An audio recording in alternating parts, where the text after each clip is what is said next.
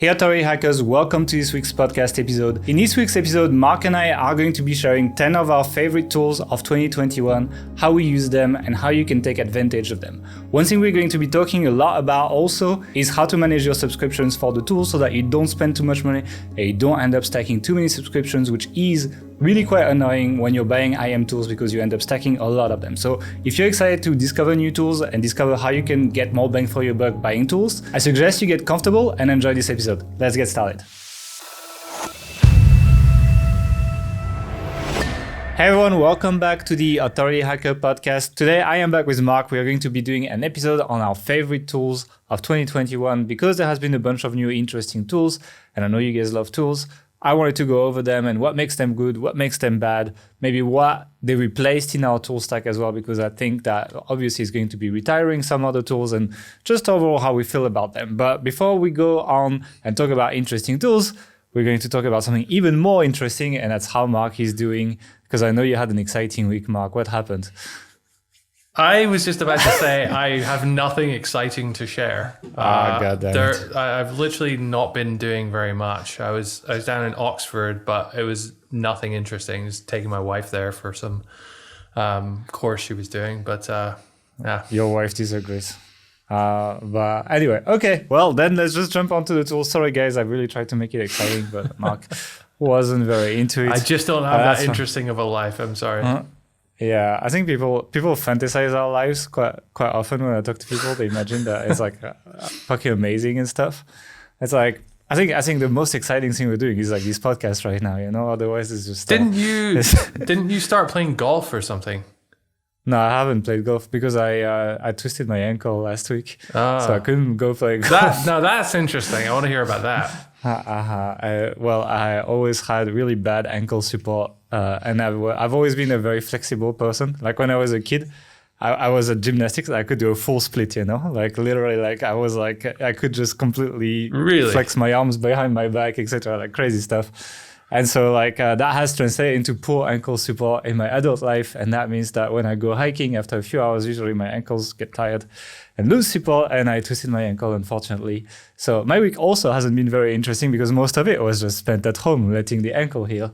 But I guess the more interesting part is I was a flexible kid when I was a kid. So here you go. Here's a bit of my personal life. We should start this podcast with me asking you how it's going instead. Well, get more it's just like, it's just, you can't think of a way to tie something interesting to your life. It's like, I'm sure you could do it, but I'll teach you one day. But anyway, you know what you could do probably is you could probably use the first tool we're going to mention in the list to come up with a better idea of what you could say when I ask you how it's going, because it actually has a creative story mode in there. What is that tool, Mark? That tool is Jarvis.ai. Which they've actually renamed themselves recently. Up until a couple months ago, they were called Conversion.ai. Now, they are a very interesting tool. I've actually done a separate YouTube video, which will be coming out last How long week have you or been next editing week. this? It's been going on for so long that they've gone through a full rebrand and changed their name, so I had to refilm the video.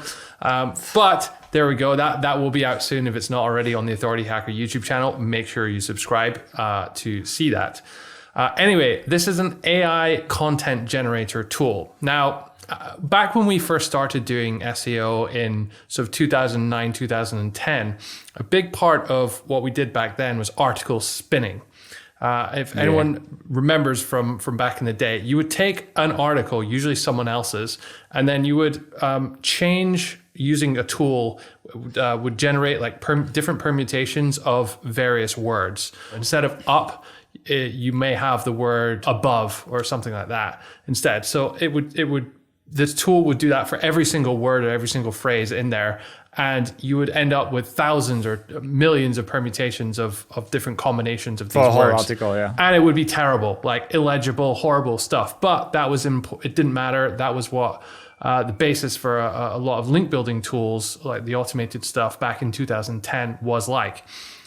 So when Jarvis came along, and this is based on the GPT-3 algorithm. You've probably heard about that over the last year or so. Very interesting kind of natural language content generation algorithm that's been developed. And Jarvis, and there's other tools out there that use that to facilitate kind of like content creation.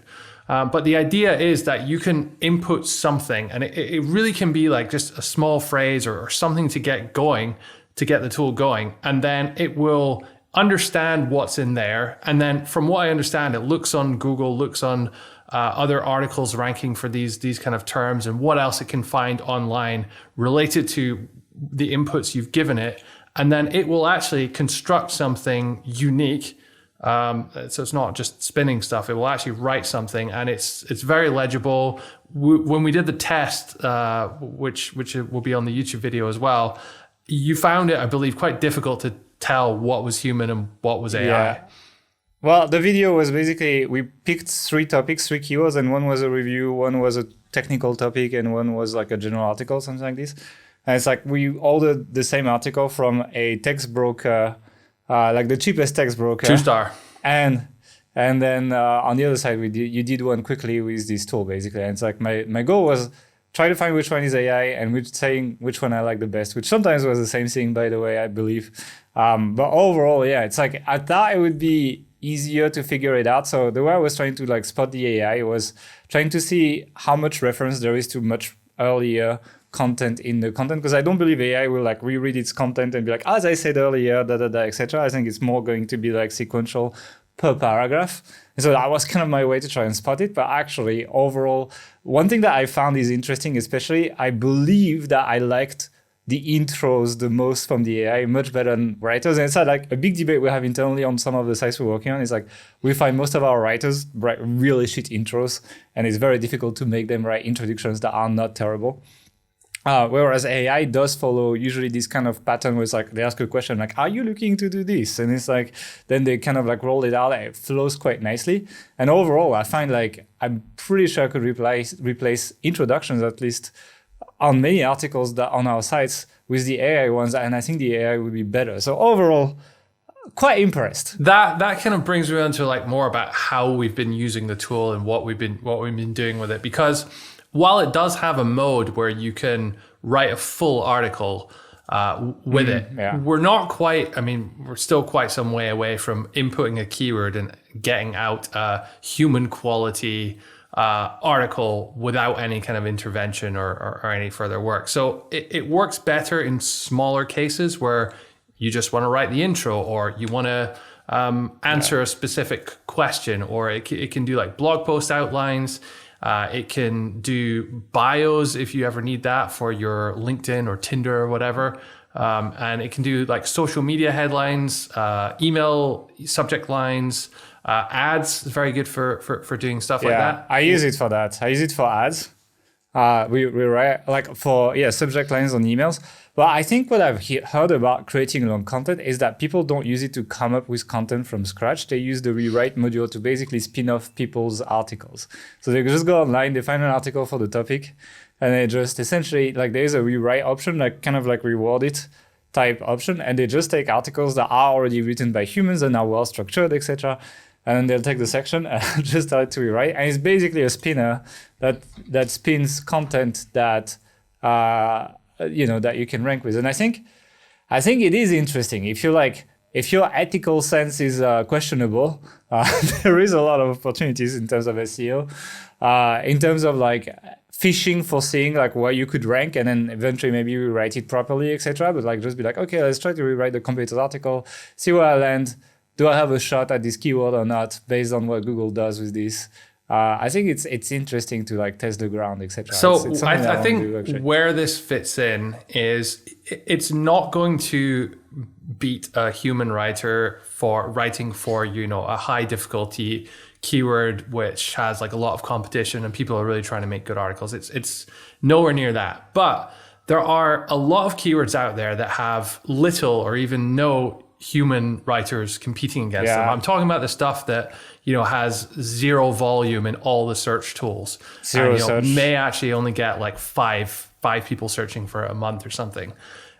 If the cost of producing an article is zero or almost zero, and you can scale that production through automating the rewrites and automating the publishing as well, then you could potentially output hundreds of thousands of articles for free with zero marginal cost. And then you can just target every single keyword that you could ever come across.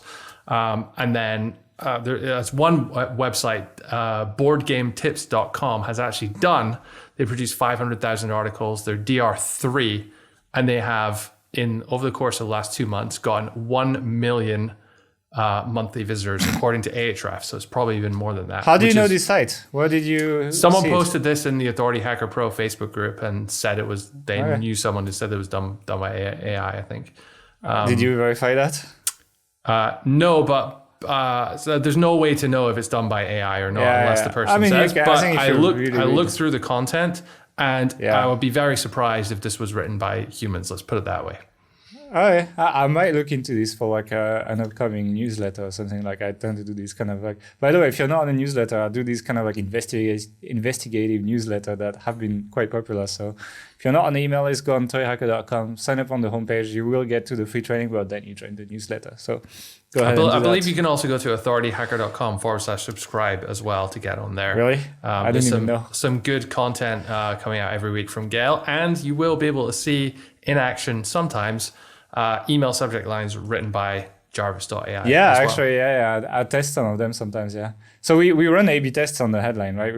We test like last week I tested 3, but I test between 2 and 5, usually per email. And then we see, and you know what? It's always the trashiest headline that wins, by the way. It's always like, some people then reply like, oh, your headlines are really like, kind of like clickbaity, etc. I'm like, I don't know. It's just what people click on. Like I write some much more moderate headlines, and it's like nobody ever clicks on them. So it's like, if you guys want me to write less clickbaity headlines, don't click on the clickbaity ones. So I don't see AI content as replacing humans. I see it as like very much something covering like a different end of the market, and also being used by human writers to kind of augment them and get things done faster, get their intros out faster, etc. So I don't think the machines are taking over yet. I think it's going to be like the other Mass Effect ending where like humanity and AI integrates. Yeah, I think it's like the comparison I was giving to people when I was mentioning it is like, it's more like an exoskeleton. Like, you know, it's like people who just wear these suits and they become like big robots and they have all this strength, etc. More like that than it is like a full robot that does everything for you. And I think that's the way you need to look at it. Right now, it is a human empowering tool more than like a fully automated thing that you can use. And it's something that I'm really looking into as well. It's like, you know, having train people at using AI writing tools to create larger volumes of content for these kind of tiny keywords, etc. But one thing I wanted to mention as well, you said it doesn't replace humans. I think one part why it doesn't replace humans very well at all right now is converting people. It's making people like trust you, click on a link, buy something, etc. So I think for info content that's monetized with ads, I could see the use case already in terms of creating content, and I would see where the money would come back to me. Whereas if you were trying to do like affiliate reviews with AI, etc., I think that'd be quite shit. And I think the review would be too shitty to convince anyone. And you would get some money, but like you'd be leaving a lot of money on the table. However, using it to test where your site might rank and might not rank, like, you know, get an AI article in like 30 minutes, post it, index it in Webmaster's Console, and then look at where you're landing in Google. If you have like your Surfer keywords, etc., they have a Surfer integration actually. It's quite interesting. Like if you're landing like bottom of page 1 or somewhere on page 2, etc., I'm like, oh, okay, maybe I will order that from my actual human writer and actually try to actually rank for that keyword. Whereas if I rank, you know, page 7, it happens in SEO, right? Sometimes you think that you can rank, but you just write your article and you're like on page 9 and you never see the color of page 1. So that's kind of a like nice test for that. Anything else to say on Jarvis.ai, or should we jump on the next one? Yes, if you go to authorityhacker.com/recommends/Jarvis, you can get 10,000 free words on your Jarvis account if you sign up. That's our affiliate link. Yeah, it's not bad. If you get some free stuff as well, it's not bad to use it. Let's talk about the next one. And that one, Mark, you're not going to like it that much because it is a Mac only tool. And I know you're like a Mac hater. But you can't deny that how much notes I've been taking since I've been using this and how much content I've been creating through that. And that tool is called Craft Notes. It's not really an SEO tool, but rather just a note tool that is really, really nice to use. And because it's nice to use, it made me use it more. So it feels like a bit like Notion. You have blocks, etc. But it has a desktop app that's native as well. So when you use web apps, you have that kind of like half a second delay when you drag something, etc. And it's like, yes, it's usable. Yes, it's fine, etc. But it's not nearly as nice as using a desktop. I know you use like OneNote from Microsoft on your computer, probably also because it is a desktop app and you get that kind of like more responsive feeling when you use the app. And it's kind of the same here, except like it does feel like these cool new web apps with blocks, but at the same time you get the native feeling of that. And I've been using it a lot to write content, brief content. You can do like unlimited bullets like you would do on Dynalist, for example.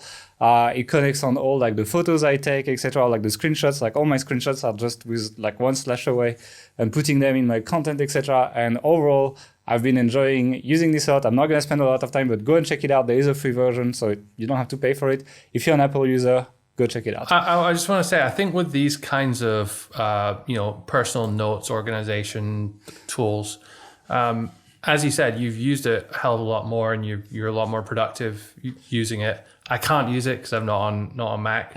I tried using Evernote before. It didn't particularly just gel. It's not the same at all. Yeah.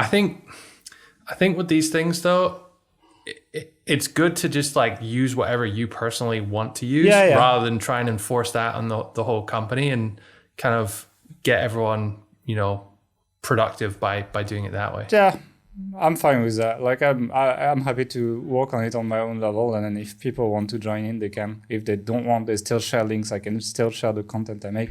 What is cool as well is it makes kind of like a mini site because you can kind of have like multiple level of pages.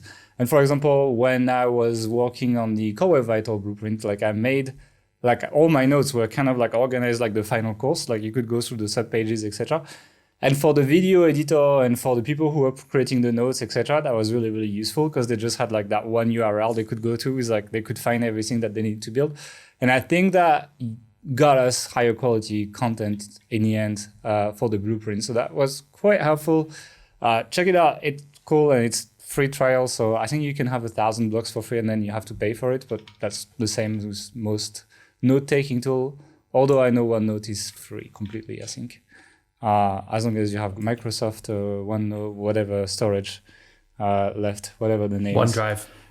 OneDrive, exactly. All right, let's jump on to the next one, which is going to be applied to more people, which is why I didn't want to spend too much time on this one.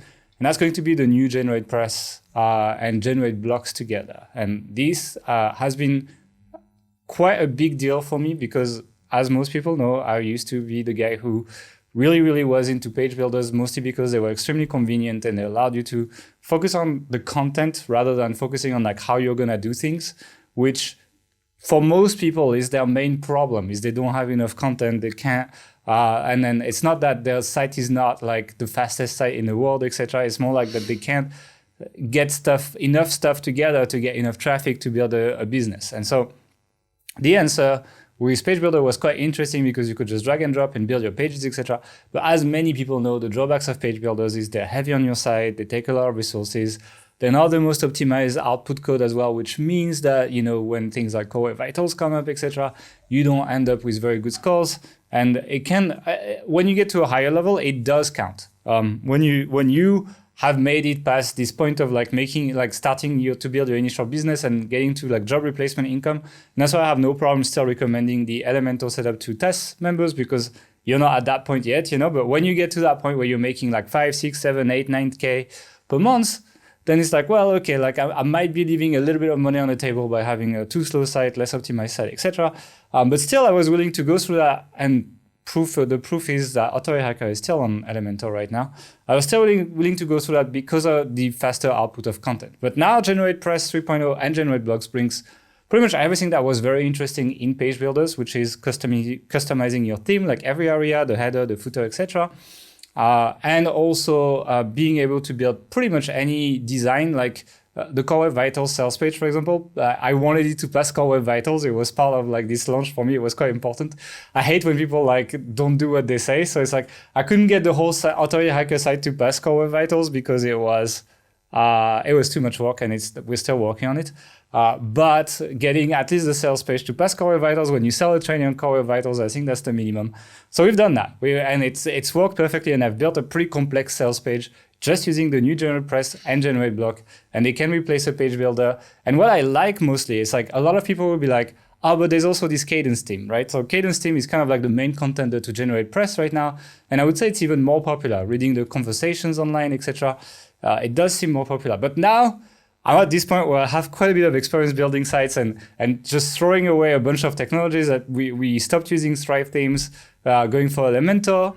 And then Elementor itself became quite bloated. It's not too bad still, but like they're working on it, but you can see they're kind of like struggling a little bit. And then now there's like basically it's like GeneratePress and Cadence would be the two that people would be going for if they want a fast site. And to be honest, they're toe-to-toe in terms of page speed scores right now. It's not like, what are you laughing at? I'm just thinking is the direction of this, like in 5 years time, are you going to be coding like stuff in Notepad and just uploading raw HTML? In Craft Notes, yeah. There will be like, there's a code module in there if you want to try it. But it's not that. It's like, the thing is like most companies start and their startup marketing is like, oh, we have a fast technology, right? And then eventually people are like, oh, but we want accordions and we want like gradients on this and all this stuff, etc. And they keep adding it because people are asking for it, etc. And they tend to, while they were lean at the beginning, become bloated eventually. And the reason you went for them initially just doesn't stand anymore several years later, right? And that's the problem. And the reason I love GeneratePress is because GeneratePress has been around for a long time. They've been around, I can't remember, but I think it's like, I would say 2013, 2014 was probably when they started.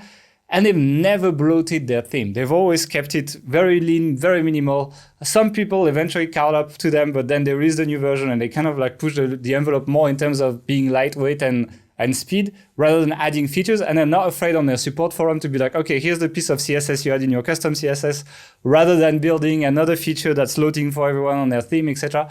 And to be frank, Cadence right now is competitive with GeneratePress, but because we don't have this experience with that company, I can't say for sure that they're not going to fall into the same trap of keeping adding stuff that people ask to their theme and not be in that situation in 3, 4, 5 years where we'll be like, oh, Cadence seems so bloated, like, oh, there's this new theme that we need to change to. Like, now my goal is to really like change technology as little as possible because it's a massive cost, especially on big sites.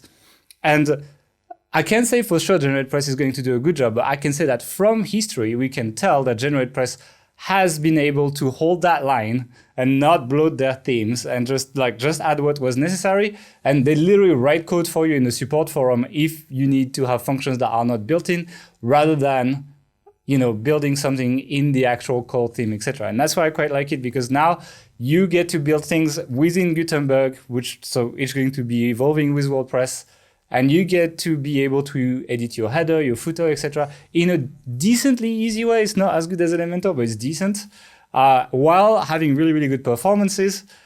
And a company that has, with time, shown that they are willing to not bloat their product, which has been the problem with most of these companies. It's not when they come out the problem. It's more like 3, 4, 5 years down the line when they've added a bunch of stuff. So I'm hoping they hold their line.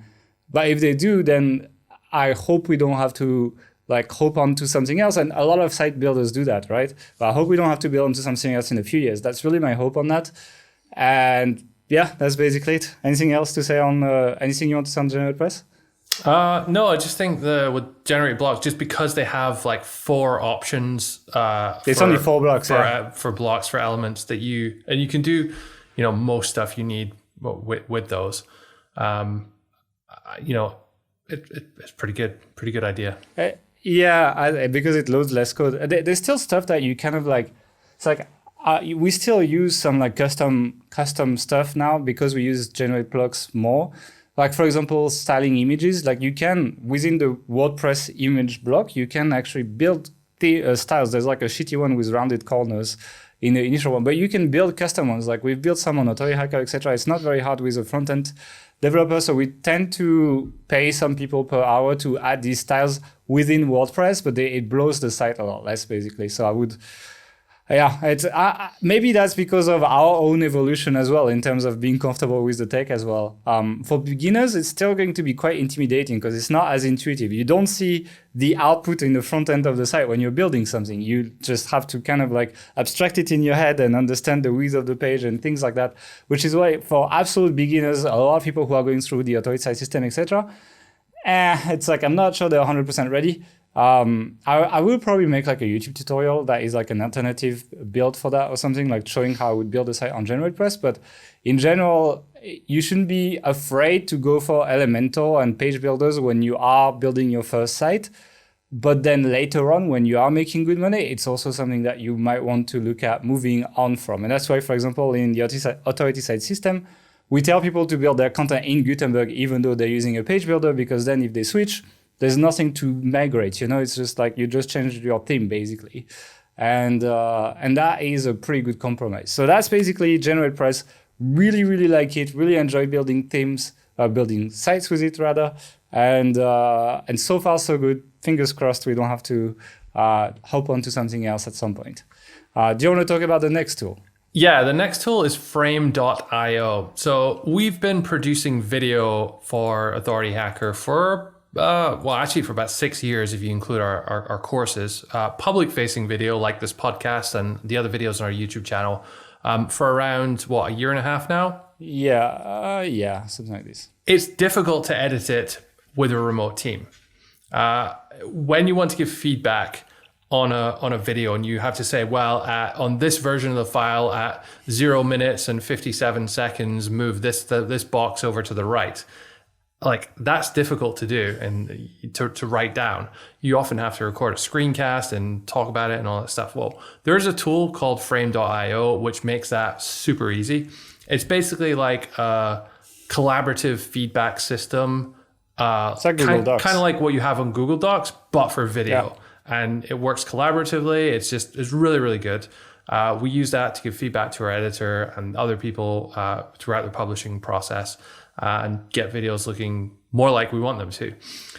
So I would recommend it if you're doing any kind of video for your authority site, if you're doing a podcast, if you have a YouTube channel, if you're making info products like video training courses as well. Yeah, one thing that you forgot to mention that I think is a big deal as well is if you're paying a video editor, you're paying per hour usually, like they're freelancers, and the comments that you drop into Frame.io, they don't have to go on the website and read it and then go back, because actually it appears on their timeline inside whatever tool they use, whether they use Adobe Premiere, DaVinci Resolve, or Final Cut Pro.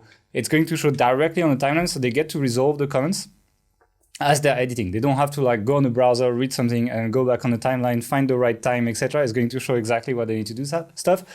And what that means is that if you are paying someone per hour to edit your video content, you are going to be saving quite a bit of money because they're going to spend less time finding what they want in terms of your comments. And so you will pay them less hours.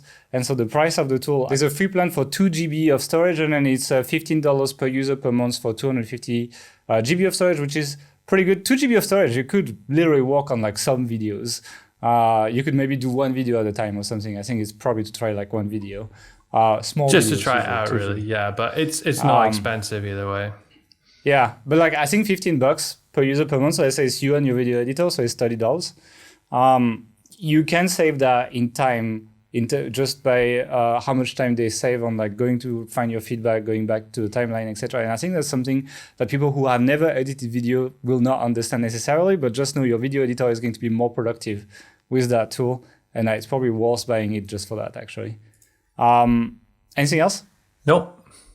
All right, let's jump on to the next one, which is also going to concern a lot of people listening to this podcast, and that's Affiliatable. So Affiliatable is, and there's a lot of tools like that. It's a tool that builds affiliate tables or product features a bit like you would see on the Wirecutter, on a lot of affiliate sites on your site. And so the good thing with that tool is that it's not a WordPress plugin. I know people don't want to install WordPress plugins to keep their sites fast.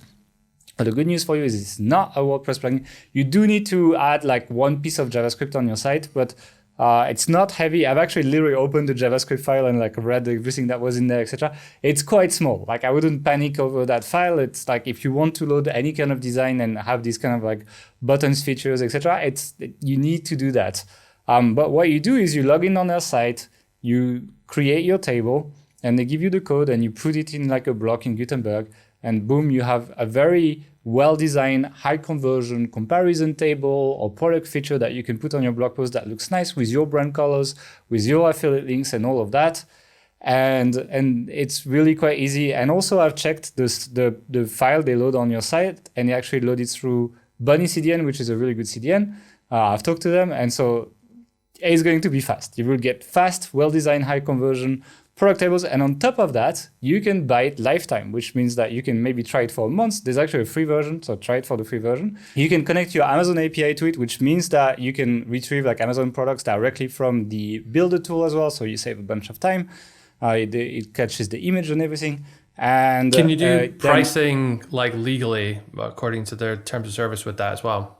I can't remember, but I think you might be able to, yes. I think, I can't remember exactly if you can do that. So go and check that. But overall, it is cool. And if you like it, you can actually pay lifetime. So you don't have, these things just add up. It ends up being a bunch of subscriptions. It's quite nice when tools, you just pay one off and you don't have to pay again. In that case, for a single site, you could be paying $199, never have to pay again. And yeah, so it's nice. It's still quite cheap. Even if you were using it 2 years, it's less than $10 per month. It's much cheaper than many other alternatives that you will find on the market. And it's pretty well featured. So I would recommend you check that out. Okay, so let's jump on to the next tool, which is Figma. Now, a while ago, maybe 3-4 months ago, I was creating a free tool for Authority Hacker Pro members. It was a very, very, very basic tool. What was it again, actually? We were doing the title tag tester. Yeah, that's the one for your on-page SEO blueprint. Yep. And basically, we coded it up, and it did what it needed to do, but it looked like shit. So I went on Upwork, found a UX designer, and within a couple of days, they had produced something which looked amazing. Like it was so much better than the undesigned version. I'll put a link to it below this video. If you're an AH Pro member, you can go check it out and see what it looks like. But during that process, he used a tool called Figma to show us what it was going to look like. And I was sort of leaving comments on there, giving feedback. It's basically a collaborative design tool. It's like Google Docs meets Photoshop specifically for like web design, though it's not as... It's actually more than that. I don't think you have realized, but what it does as well is it writes the CSS so that the front-end designer can go and grab the CSS of the way things look, etc. So you can just copy paste. So the front-end developer as well ends up spending a lot less time implementing that design in real life. And that's why it's really powerful, actually. Yeah. During the design process, though, the collaborative nature of it, like it works in real time. So the designers, I can actually watch them build it, and then I can change something. Like I could change the text if they put the text wrong, rather than having to give them some feedback and say, oh, change this to this, change this to this. And I can also leave comments, and they can see it, and multiple people can do that. It's just really, really good. We're actually redesigning, not totally redesigning, but just like changing some layouts of some pages on Authority Hacker at the moment.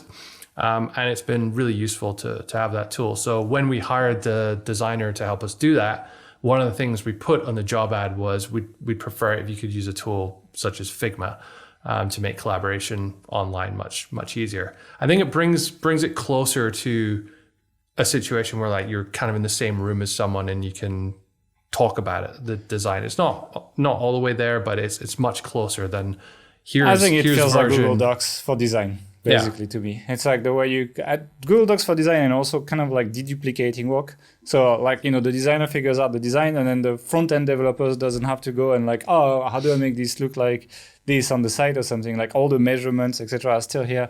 They can take all the margin numbers, all of that, and it just like they can import it, and it's much faster. So you end up spending less money on your front-end dev.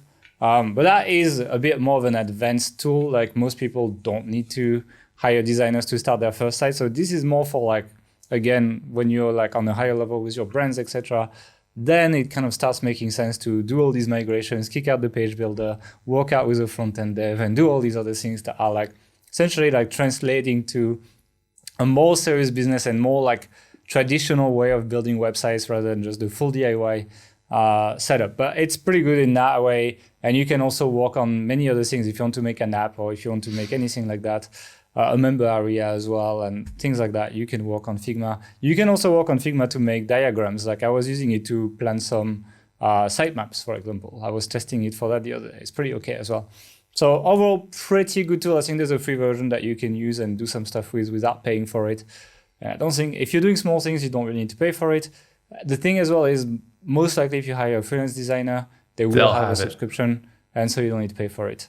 That's what's happening in our case, for example.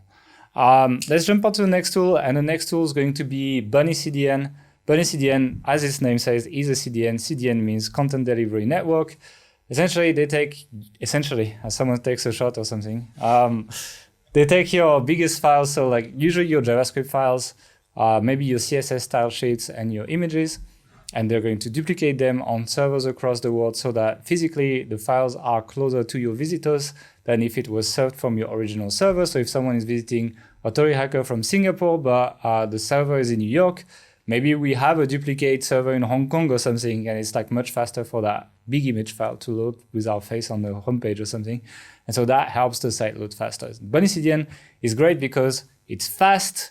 It has an image optimization service that allows you to resize images on the fly. So let's say, if I load an image on my 4K screen, I need the biggest resolution because it's like high res. But if I load it on my phone, I don't need a 4K image. I need like just an image that fits the size of my screen. It does all of that automatically with one of the services. I think it's called Bunny Optimizer.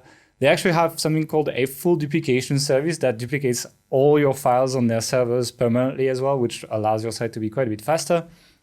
They can also host videos if you want to do that. And we do that through a plugin, a WordPress plugin called Presto Player right now. And that works pretty well.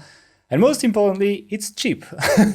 Really cheap. Most of our like, affiliate sites, stuff like that, they cost like a few bucks per month to optimize, and the speed increase is pretty significant. We use it in conjunction with WP Rocket, and they work perfectly fine together as a normal CDN. And so on most of the new sites that we are building right now, and even when we are done with the redesign for Authority Hacker, we will be moving it to that service. Right now it's running on Nitro Pack, but Bunny CDN plus that other setup is actually better, faster, and much cheaper. Therefore, we are going to be moving all our sites to that if they're not moved already, and we really enjoy it, and they've been really good, and it's really cheap. So there's not much else to say. Like as I said, I don't like to spend a lot on subscriptions, etc. And the more I can cut that cost and get good value, the better it is for me. And talking about good value, I think the next tool is like 100% free. So yeah. So the next tool is called Slab, and it's a team wiki software. And we actually signed up to it probably it was paid, end of last year, and it was a paid tool then. They charged, I think it was like $5 per user or something, but they've rejigged their payment, their pricing plans. So for up to 10 users to do most of what you'd realistically need to do, it's totally free, which I think is awesome. And I would highly recommend, if you're planning on having some kind of company wiki, for example, to do SOPs. This is where it's come in really useful. And you may think, oh, why can't I just use Google Docs? Well, you can, and we've tried that in the past, and it's messier. It's messier because like Docs can blend in with other like non-SOP or Docs. It's just like having all of them in one place in a very nicely nice UI. Yeah. It looks good. It's easy to use, easy to share, even with externally. Yeah, it's kind of like if Apple were to make an SOP system, this would be it. And that it kind of comes across. And it's free in the way it's designed. Unlike most of Apple stuff. Yeah. So when we started using it, I noticed that Gail, especially, someone who's very difficult to get to like do an SOP or document anything, but he is now arguably the SOP champion in our business. He's writing it. I think if we look at the usage statistics, he's created more than anyone else in Slab. So it's, if you can get someone like Gail on board with SOPs and documenting things, then it's maybe worth thinking about using in your team as well, especially, as I said, because it's free. You can also, if you have more, like we have more than 10 writers, for example, but we don't give them all access to it. But you can share documents without giving access as well. Like you can make a link for it and share it with someone. They can read it, but you only invite people who write, you know? Yeah. And that's how it works. Which means that even if you have more than 10 people on your team, as long as there's less than 10 people creating SOPs, then, have at it. Yeah. And I think that it's a debate to open. I think it's like, I was watching a video from this guy. You probably know it, like this UK doctor called Ali Abdal. He's kind of like a productivity YouTuber. He's really cool. And it's like he was talking about this delight of using an application or a tool or something. It just makes you use it more. It makes you like care more about the output, that it looks better, etc. I think a lot of these tools, like the ones I selected at least, they match that a lot. Like there are many other tools than Craft Notes, for example. There are many, and the next ones are going to be very much like that too. But what it does, like when I enjoy these tools, I actually get more stuff done. I'm willing to work after 8 p.m. on that tool and do something that instead of like going to watch some stupid TV show or something like that. And like building that environment that you enjoy working in, especially when it doesn't cost you more. Like I care also about the cost. I'm not always willing to throw a bunch of money at tools just because they're nicer. I think it's more important than many people will give it credit for. And even if you don't care, people who work with you might care, and you might get more out of them if you give them the tools they actually enjoy using. And Slab is definitely one of those where it's like, no, it's fine. We have this on Google Docs. Why do we need this? Try it. Try to get some people use it just the way, like you write your SOP. It's very nice the way the headlines look, etc. And it looks like you did something cool. And it just that makes you want to do it more. So highly recommend it. And really caring about that delight of use is very interesting. And the next one I'm going to talk about is very much like that. Again, it's going to be a Mac exclusive. I'm sorry, Mark, you are excluded again. But it's up to you. You could just get an M1 Mac. Now they're very cheap, and they're very good actually. But anyway, the next one I'm going to be mentioning is Pixelmator Pro. So we have mentioned Canva in the past, but again, I'm kind of like at war with subscriptions. And while Canva is really cool because what it does, it gives you a lot of stock images, and I think a lot of people have been paying for stock images subscriptions, etc. I think replacing that with Canva makes sense. But if you're not paying for a stock image subscription and you want something that is a little bit closer to Photoshop, but a lot easier to use, like really a lot easier to use with this kind of like delight of using really, really nice UI. I get like Paulina, my fiance, she uses that for a lot of the stuff she works with us, for example. And it has some very interesting tools. For example, has a tool that does AI rescaling. And what it is like, it takes like a low res image. And it's like, let's say you have an image that's like 500 pixel wide. Typical when we have a guest on the podcast, right? People have terrible photos. Please if you want to be on podcast, take good photos. Otherwise, I'm going to get mad at you. But anyway, people send you this really, really low res photo that was taken on a phone from 8 years ago. It's terrible. And you want to put it on a high res thumbnail and you stretch the image and literally their eyes are like pixels, and it's terrible. Well, this tool actually has this thing where you can say, I want this 500 pixel wide image to be a 2000 pixel wide image. And it does, with AI, come up with new pixels and kind of like repopulates the image so that it does look a lot less pixelated. It's not perfect, but it does quite a good job at this kind of stuff. And it's quite useful when you want to put, let's say, product images from manufacturers that have low-res images and things like that. And so that is quite cool. They also have AI image optimization. So like they analyze the color, the white balance, etc. It's been particularly good. It's something that we've done on a recent project, again with Paulina, retouching stock photos so they look a lot less like stock photos. So it tries to give it a more natural look to it. So it changes the white balance, the saturation, and all of that, literally with the click of 2 or 3 buttons. And that's pretty cool, actually. So that tool does that. It has optimized web exports as well. You can export in WebP and things like that. So for web designers, web developers, etc., it's pretty good. For most people who are not professional designers, they can do everything Photoshop can do. And there's no subscription. And it's $39.99 for your entire life. I've been using it for like 4 years or something. And it costs you $40, which is like the price of like 3 months of Photoshop if you buy the subscription or something.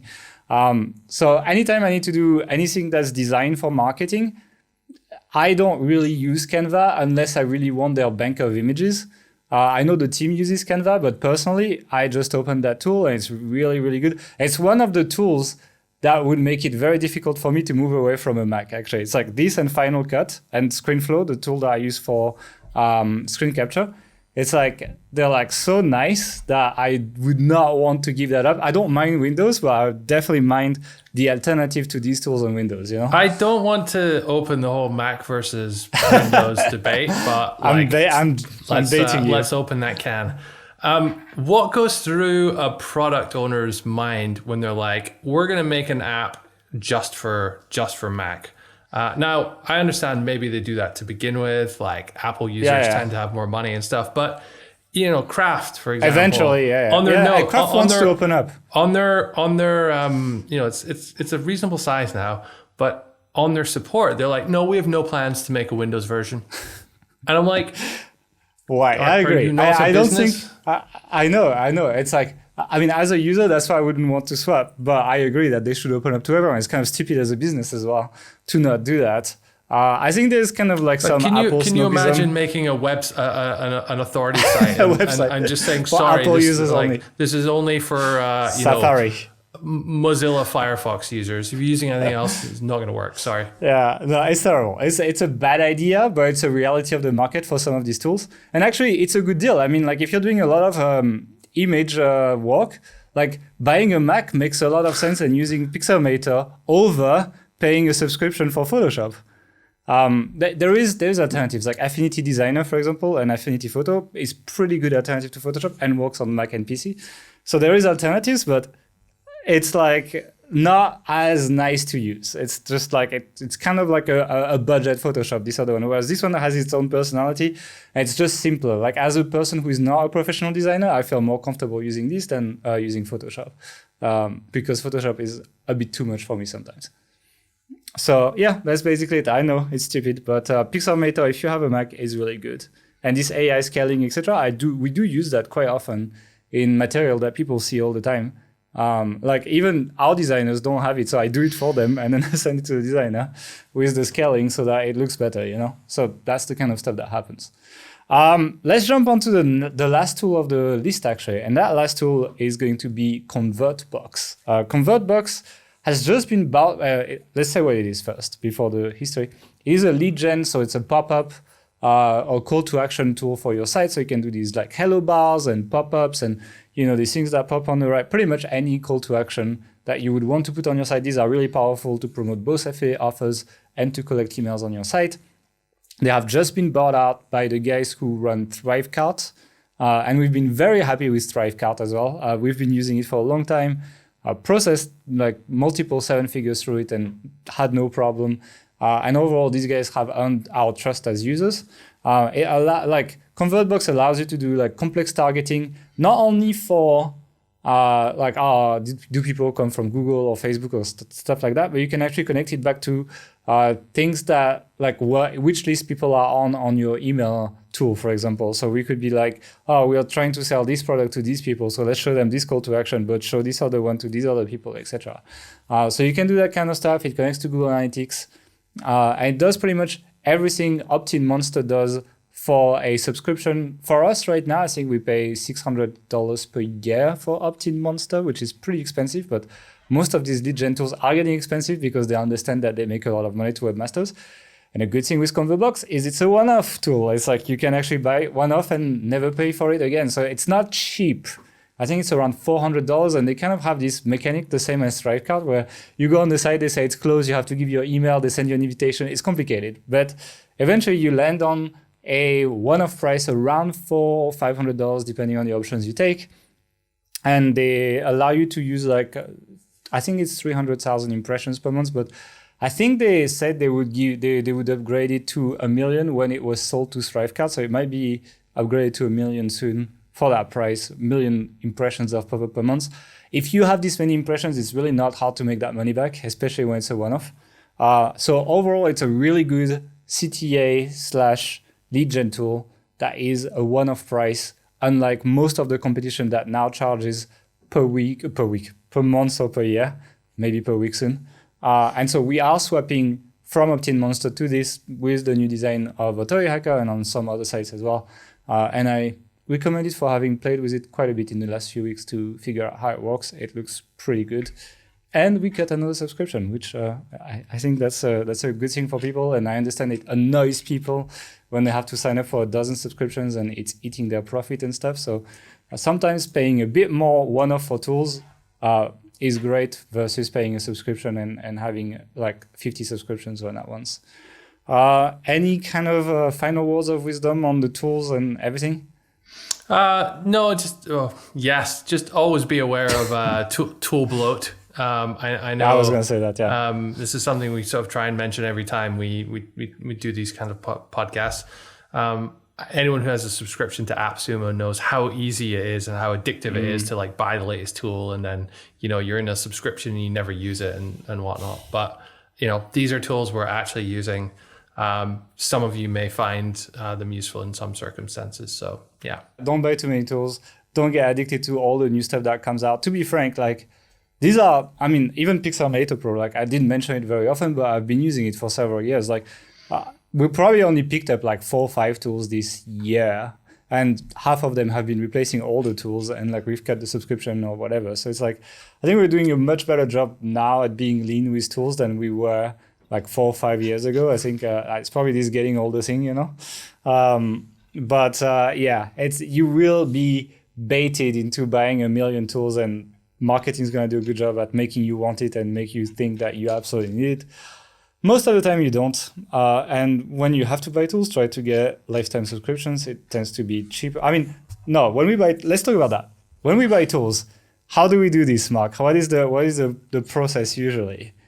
So, if it's not available on lifetime, then it's kind of like a different debate there. But usually never buy the annual subscription, only buy the monthly one, even though it's much more expensive. I think the only tool we have on annual subscriptions, Active Campaign.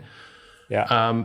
All of the others, even tools we've been using for sort of like 6 years, it's still on monthly, because just having that flexibility is really important. You've seen how often we change our tool stack.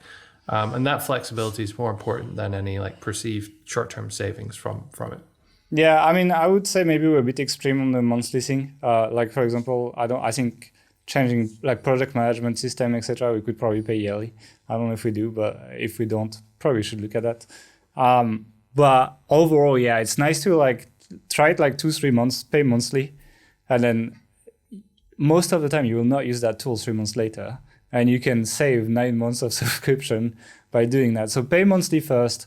And if you've been using, like give yourself a time, maybe a reminder on your calendar or something. And if you're still using that tool, feel free to buy it yearly and save some money. Otherwise, just stick to the monthly stuff if you're not 100% sure. And I think that will save you a bunch of money when you buy tools. And if you can buy lifetime at that point, that's when you do that and you save a bunch of money as well. So yeah, that's pretty much it for this podcast. What we'd like to do actually in this week's episode to do something a bit different is if you have a tool that you have been liking a lot this year, we would like you to go on the YouTube video for this podcast. If you're not on it, if you're listening to the audio, if you're watching, just go on the comment section below and tell us which tool that you've enjoyed the most this year, because we're always looking for new tools to improve our own processes and we're always curious to see what you guys use. So thank you for listening. If you enjoyed this podcast, don't forget to give it a thumb up and subscribe if you are not subscribed yet. And we'll see you next week, or in 2 weeks rather, for another episode. Bye.